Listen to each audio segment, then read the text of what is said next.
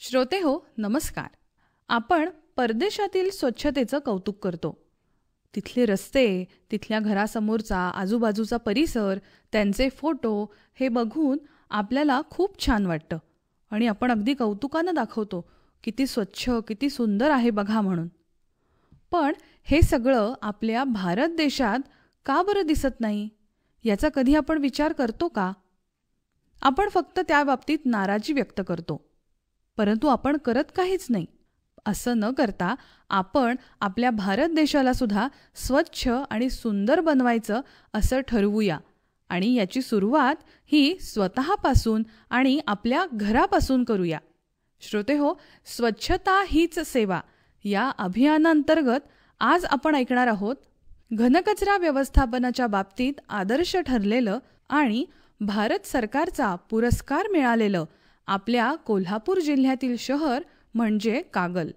तर घनकचरा व्यवस्थापनाचं काम कसं चालतं आणि त्यांना कोणत्या प्रकारच्या प्रश्नांना सामोरं जावं लागतं, या सगळ्याची सविस्तर अशी चर्चा आत्ता आपण ऐकणार आहोत. स्वच्छतेला वाहून घेतलेले संजय पाटील सर यांनी कागल परिषदेचे आरोग्य अधिकारी नितीन कांबळे सर यांची घेतलेली मुलाखत आता आपण ऐकणार आहोत. तर ऐकूया. नमस्कार, मी संजय पाटील.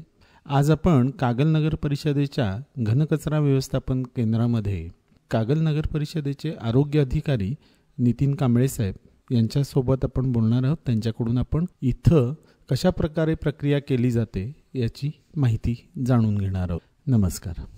नमस्कार, मी नितीन कांबळे, कागल नगर परिषद आरोग्य अधिकारी. प्रथमतः मी आकाशवाणी सर्व सदस्य प्रतिनिधी यांचे नगर परिषद कागल व प्रशासनाच्या वतीने धन्यवाद देतो. तर घनकचरा व्यवस्थापनासंदर्भात मी माहिती देऊ इच्छितो की कागल नगर परिषद ही क वर्ग नगर परिषद आहे. 50,000 लोकसंख्येच्या आतील. सद्यस्थितीमध्ये कागल नगर परिषदेची लोकसंख्या ही 42,000च्या आसपास आहे. कागल शहरामध्ये साधारण 10,500 ह्या मिळकती आहेत आणि या मिळकतीहून 42,000 लोकसंख्येच्या अनुषंगाने 14 ते 16 मेट्रिक टनाच्या आसपास हा दैनंदिन कचरा संकलित केला जातो. साधारण हा कचरा संकलित करताना जी नगर परिषदेच्या वतीने वाहन व्यवस्था केलेली आहे, हे आपण 10 प्रभागामध्ये 8 घंटा गाड्या, 3 ट्रॅक्टर ट्रॉली याच्या वतीने शहरातील कचरा संकलनाचे काम केले जात आहे. साधारण 14 मेट्रिक टन कचऱ्यामध्ये 9 मेट्रिक टन हा सुका कचरा आहे आणि 6 मेट्रिक टन हा ओला कचरा आहे. तर 6 मेट्रिक टन ओल्या कचऱ्यावर 100% प्रक्रिया आम्ही केलेली आहे. मुळात जिथं घनकचरा व्यवस्थापन होतं तिथलं चित्र किंवा तिथं उभं राहणं सुद्धा अवघड होतं. तिथं दुर्गंधी असते. इथं जर का आपण बघितलं तर इथं चित्र वेगळंच आहे. म्हणजे इथं आपण बसू शकतो. इथं माहिती घेतली तर इथं सगळेजण जेवायला इथं बसतात. काही जण मुलांच्या ट्रिप इथं येतात माहिती घेण्यासाठी.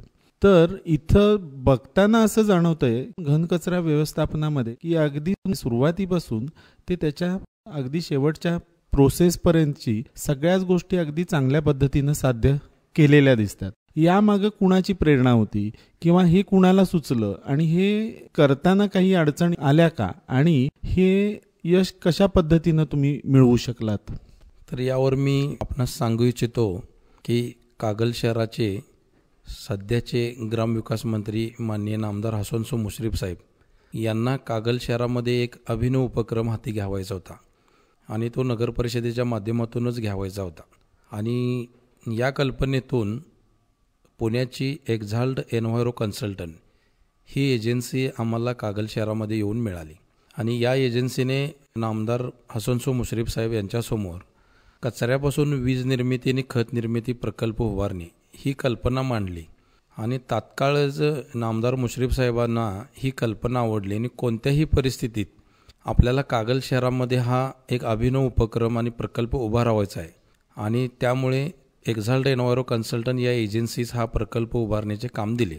तर हा प्रकल्प हा अभिनव असल्यामुळे कागल शहरामधील निर्माण होणारा कचरा, त्याच्यापासून खत निर्मिती आणि वीज निर्मिती हे एक नगर परिषदेला आव्हानात्मक काम होतं आणि त्या दृष्टीने ते आव्हान नगर परिषद प्रशासनानं नामदार मुश्रीफ साहेबांचं एक स्वप्न भविष्यातलं म्हणून नगर परिषद प्रशासनानं ते स्वप्न स्वीकारलं आणि आपण घनकचऱ्यापासून वीज निर्मिती करणे हा प्रकल्प आज या ठिकाणी उभा केलेला आहे. मुळात घनकचरा व्यवस्थापनामध्ये सॅग्रिगेशन ॲट सोर्स हा सगळ्यात महत्त्वाचा भाग असतो. म्हणजे ओला कचरा आणि सुका कचरा जागेवरती जिथं निर्मिती होते त्या ठिकाणीच वेगळा होऊन मिळणं हे सगळ्यात महत्त्वाचं असतं. आणि त्यामध्ये नागरिकांचा सहभाग घेणं हे पण तितकंच जिकिरीचं काम असतं. आणि आपल्याकडं असणारं अपुरं मनुष्यबळ आणि साधनं या सर्व गोष्टीवर मात करताना तुम्ही काय काय उपाययोजना केल्या आणि कशा प्रकारे हे साध्य केलं? घनकचरा व्यवस्थापनामध्ये कागल नगर परिषद देशामध्ये उल्लेखनीय काम करते म्हणून नावारूपास आलेले आहे. आणि घनकचऱ्यावर उत्कृष्ट काम करणारी नगर परिषद म्हणून ही आमच्या शहराची ओळख झालेली आहे. तर ज्या वेळेला आम्ही घनकचऱ्यापासून वीज निर्मिती करणे आणि खत निर्मिती करणे हा प्रकल्प हाती घेतला, तर त्यावेळेला सगळ्यात पहिल्यांदा आम्हाला आमच्यासमोर आव्हान उभं राहिलं की लोकांचा सहभाग सामावून घेणे.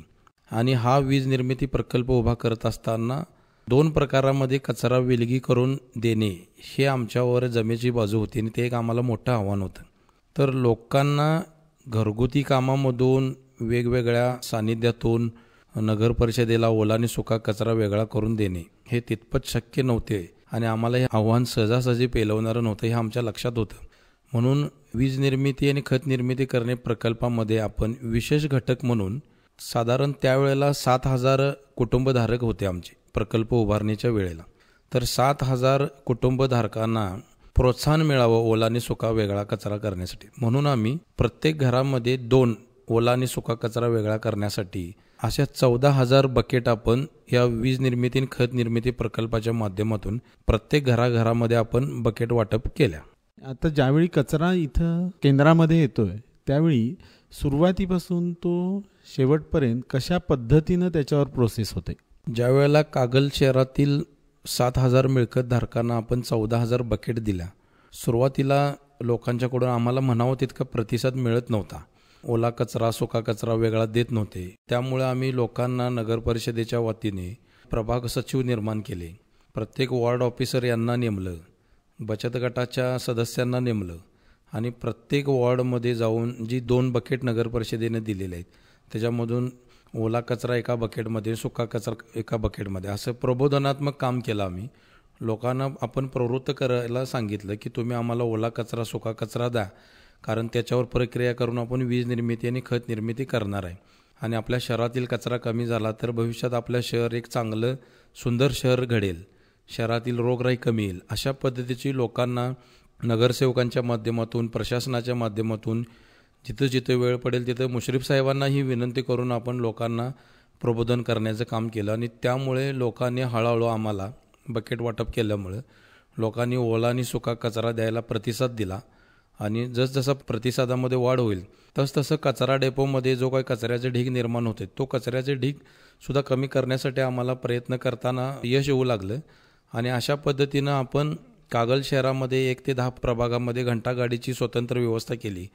घंटागाडीमध्ये ही ओला आणि सुका कचऱ्याची स्वतंत्र व्यवस्था घेण्याचे पार्टिशन करून दिले, बकेट दिले, लोकांचं प्रबोधन केलं, जाहिराती भित्तीपत्रकं वाटली, घराघरामध्ये प्रत्येक वार्डातल्या नगरसेवकांना घेऊन ओला सुका कचरा द्या अशी विनंती केली. आणि त्या विनंतीला लोक दाद देऊ लागले आणि कालांतरानं असं आम्हाला वाटू लागले की लोकांना हे आता पटू लागलेलं आहे की शहरातील कचरा कमी केला तर रोगराईसुद्धा कमी येईल. आणि असं चित्र ज्यावेळेला निर्माण होऊ लागलं त्यावेळेला आम्ही लोकांना जास्तीत जास्त सामावून घेऊन वेगवेगळे प्रबोधनात्मक कार्यक्रम करून लोकांना आरोग्याच्या मूलभूत सोयीसुविधा घराघरापर्यंत देण्याचा प्रयत्न करू लागलो. आणि त्याचीच प्रचिती आपल्याला ह्या कचरा डेपोवर आता दिसू लागलेली आहे की कचरा डेपोमध्ये कचऱ्याचा ढीग किंवा डोंगर निर्माण झाल्यासारखं दिसून येत नाही. 100% ओला कचरावर प्रक्रिया करून त्याच्यापासून वीज निर्मिती खत निर्मिती इथं दिसत आहे. याचेच कारण की नामदार मुश्रीफ साहेबांनी त्यांच्या मनामध्ये केलेलं स्वप्न, त्यांनी शासनाकडून आणलेला निधी, लोकप्रतिनिधींनी दिलेलं सहभाग योगदान आणि जे कागल शहरातील सर्वात श्रेष्ठ आणि कागल शहरातील सर्व नागरिकांनी जे दिलेलं योगदान आहे त्याचंच कचरा डेपोमध्ये चित्र आपल्याला एक सुंदर कचरा डेपो, दुर्गंधी विरहित कचरा डेपो, आज या कचरा डेपोमध्ये जे विद्यार्थी येत आहेत, प्रोजेक्ट करत आहेत, आज आमचा हा कचरा डेपो नागरिकांनी दिलेल्या सहकार्यामुळेच एक अभ्यास केंद्र निर्माण झालेलं असं मी म्हणू इच्छितो. इथं वीज निर्मिती जी होते मेथॅनायझेशन प्लांटमध्ये त्याच्यामध्ये कुठल्या प्रकारचा कचरा वापरला जातो किंवा त्याचसोबत म्हणजे वीज निर्मिती आणि गॅस निर्मिती किंवा खत निर्मिती सोबत आणखीन काय काय प्रकल्प इथं राबवले जातात? आज आपण ज्या कचरा डेपो इथं आपण आहोत, हा कचरा डेपो कागल शहरापासून साधारण 3 किलोमीटरच्या अंतरावर आहे. कचरा डेपोची एरिया आमची ही 5 एकर कंपाऊंड वॉलमध्ये बंदिस्त आहे. या कचरा डेपोमध्ये वीज निर्मिती प्रकल्प, गांडूळ खत निर्मिती प्रकल्प, सुक्या कचऱ्याचे विलगीकरण आणि त्यानंतर संपूर्ण कचऱ्यावर प्रक्रिया करून जो 10% कचरा हजार्डस म्हणून आहे, विषारी किंवा घातक कचरा म्हणतो आपण त्याला, तो घातक कचरा ज्याच्यावर आजपर्यंत महाराष्ट्रामध्ये किंवा भारतामध्ये कोणतीही प्रक्रिया केली जात नाही, अशा कचऱ्यावर शास्त्रीय पद्धतीने प्रक्रिया करून विल्हेवाट लावणे.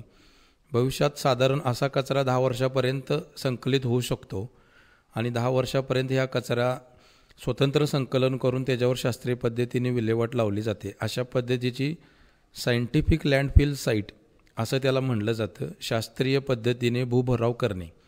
तर अशा पद्धतीचे या कचरा डेपोमध्ये गांडूळ खत निर्मिती करणे हा एक प्रकल्प आहे. ओल्या कचऱ्यावर प्रक्रिया करून वीज निर्मिती करणे हा एक प्रकल्प आहे 2 नंबर.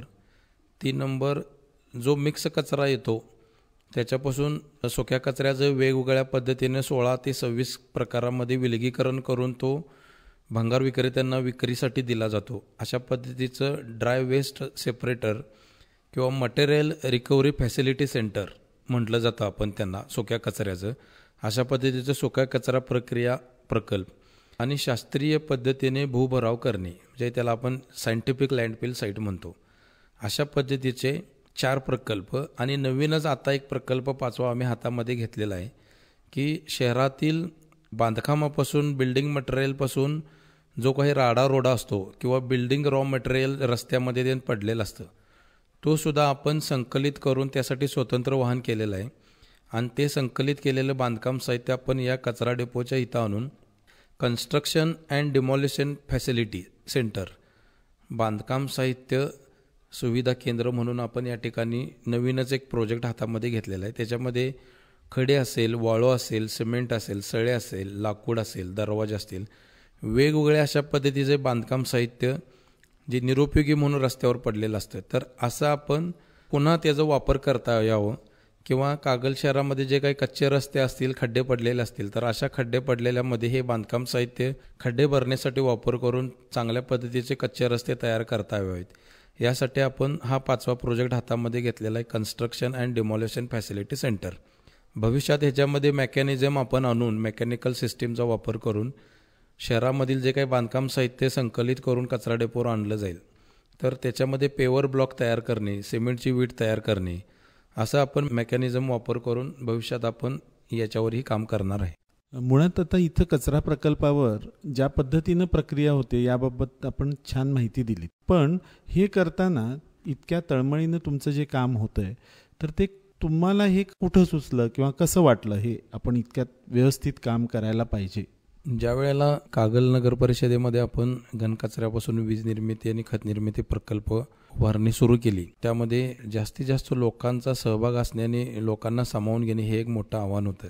त्या अनुषंगाने आम्ही ज्या घराघरामध्ये ओला आणि सुक्या कचरा वेगवेगळा संकलित करण्यासाठी बकेट्स दिले, त्या बकेट्सच्या माध्यमातून ज्या क्षमतेनं आम्हाला कागल शहरातील कचरा येणं अपेक्षित होतं, तो सुरुवातीला येत नव्हता. लोकांना बकेट दिलं, प्रोत्साहन केलं, माहितीपत्रकं दिली, जाहिराती केली, तरीही काही प्रभागामधून काही मानसिकतेतून लोक बकेटचा चुकीच्या पद्धतीनं वापर करू लागले. त्याच्यामध्ये काही लोक पाणी भरून ठेवू लागले, काही घरातील कडधान्य भरू लागले, काहींनी तर झाडं लावण्याचे प्रयोग केले.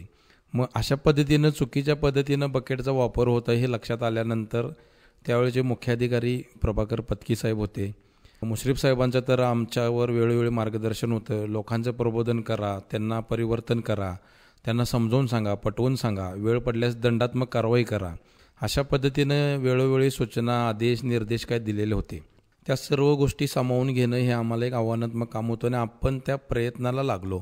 कालांतरानं स्वच्छ महाराष्ट्र अभियानाच्या माध्यमातून जी प्रभावी आणि चांगलं काम करणारी शहरं होती, त्या शहरांना भेट द्या, त्यांना एक्सपोजर व्हिजिट करा, त्या माध्यमातून त्या शहरांनी कसे कचरा संकलनामध्ये काम केले, तिथला अभ्यास दौरा म्हणून स्वच्छ महाराष्ट्र अभियानाच्या वतीने कागल नगरपालिकेला एकदा वेंगुर्ला शहरामध्ये भेट देण्याचा योग आला आणि वेंगुर्ला शहरामध्ये त्यावेळेचे मुख्य अधिकारी रामदास कोकरे साहेब मार्गदर्शक आहे.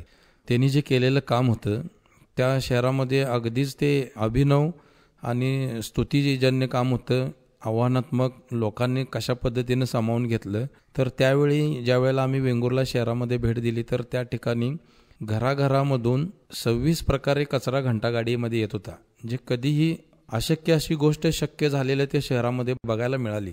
तर त्यावेळी तिथल्या लोकांचं केलेलं प्रबोधन, घंटागाडीमध्ये केलेली व्यवस्था, कर्मचाऱ्यांचं व्यवस्थापन असेल, या सर्वांनी गोष्टीचा समावेश केल्यानंतर वेंगुर्ला शहराचं जे कायापालट झालेलं दिसलं.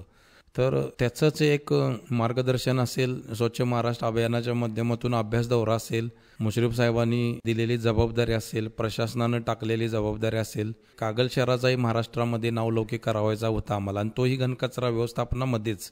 म्हणून आम्ही पण त्यावेळेला अशी जिद्द ठेवलेली की आम्हालाही अशाच पद्धतीनं कागल शहरामध्ये नावलौकिक करून नाव मिळवायचं आहे. तर त्या अनुषंगानं तत्कालीन मुख्याधिकारी प्रभाकर पत्की असतील, त्यावेळेच्या नगराध्यक्ष असतील, लोकप्रतिनिधी असतील, आत्ताच्या नगराध्यक्ष सौ माळी मॅडम असतील, त्याचबरोबर तत्कालीन त्यावेळेचे मुख्याधिकारी टीना गवळी मॅडम होत्या, आत्ताचे मुख्याधिकारी पंडित पाटील साहेब आहेत.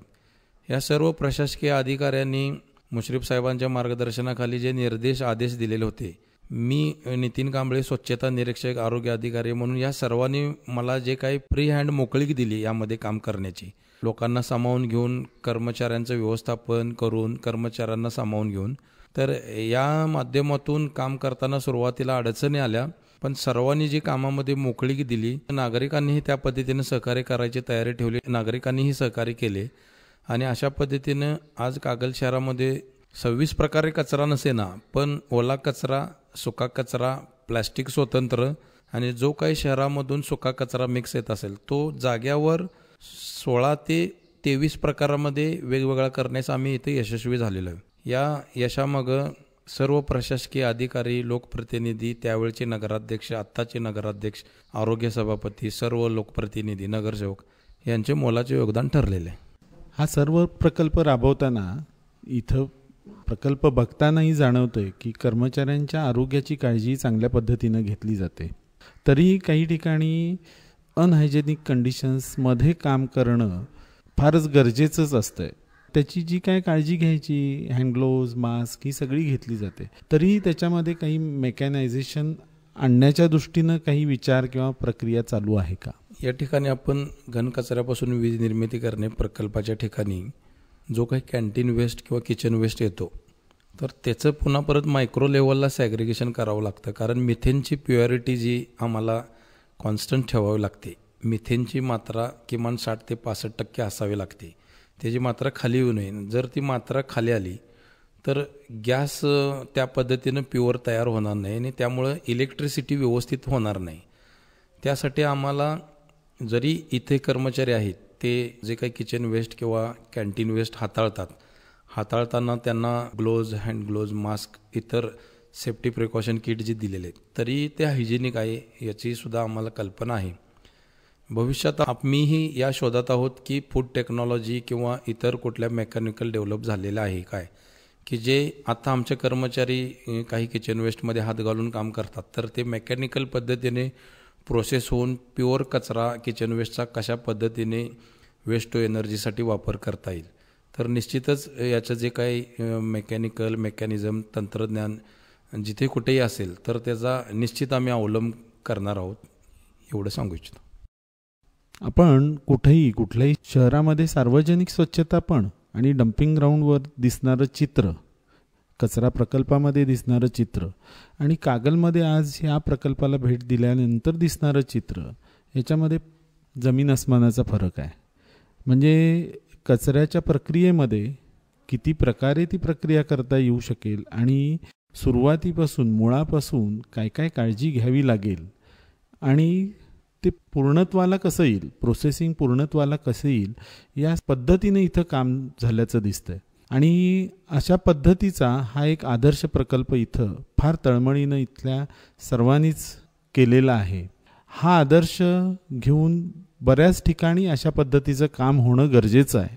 आणि आज वेगवेगळ्या स्पर्धांमध्ये स्वच्छ भारत अभियानमध्ये कागल नगर परिषदेने त्यांच्या या कामामुळं यश मिळवलेलं आहे. त्यांचं हे यश असंच वाढत राहील आणि यामधलं हे काम, आदर्शवत काम सर्वांच्यासाठी एक आदर्श राहील. यासाठी तर त्यांना शुभेच्छा देऊया आणि आपण थांबूया. आज आपण कागल नगर परिषद घनकचरा व्यवस्थापन प्रकल्पाला आकाशवाणी कोल्हापूर या टीमने जी भेट दिली आणि भेट देऊन कागल नगर परिषदेचे घनकचरा व्यवस्थापनाचे काम कसे चालते याची जी काही माहिती घेतली आणि जी माहिती आपण आज आपल्या आकाशवाणीच्या माध्यमातून महाराष्ट्रभर आपण देणार आहात, तर त्याबद्दल निश्चितच मी कागल नगर परिषद प्रशासन, लोकप्रतिनिधी यांच्या वतीनं आपलं आभार मानतो. धन्यवाद. श्रोते हो, आत्ताच आपण स्वच्छता हीच सेवा या अभियानांतर्गत कागल नगर परिषदेचे आरोग्य अधिकारी नितीन कांबळे सर यांची संजय पाटील सर यांनी घेतलेली मुलाखत ऐकलीत. श्रोते हो, ही मुलाखत ऐकून एवढंच जाणवतंय की कचरा करणं हे खूप सोपं आहे, पण त्या कचऱ्याची व्यवस्थित विल्हेवाट लावणं आणि त्या कचऱ्यापासून आपल्या आरोग्याला आणि समाजाला सुद्धा त्रास न होता त्या कचऱ्याची विल्हेवाट लावणं हे अतिशय कठीण काम आहे. आणि हे अतिशय कठीण असं काम अतिशय सुव्यवस्थितपणे केलं जात आहे. या सर्व अधिकाऱ्यांचं आणि त्यांना मदत करणाऱ्या सर्व सफाई कामगारांचं आपण मनापासून कौतुक करूया. स्वच्छता हीच सेवा या अभियानांतर्गत आपण या सगळ्यांना सॅल्यूट करूया आणि आज स्वच्छता अभियानांतर्गत हेच मनात ठरवूया की आपण कमीत कमी कचरा करू आणि ओला सुका वेगळा वेगळा कचरा करून मगच तो कचरा आपण कचरा गाडीमध्ये देऊ. या नोटवरच आपण आता थांबूया. तेजश्री आपला निरोप घेतेय. नमस्कार. निर्मिती सहाय्य तेजश्री कुमठेकर. कार्यक्रमाच्या निर्मात्या तेजा दुर्वे. ही आकाशवाणी कोल्हापूर केंद्राची निर्मिती आहे.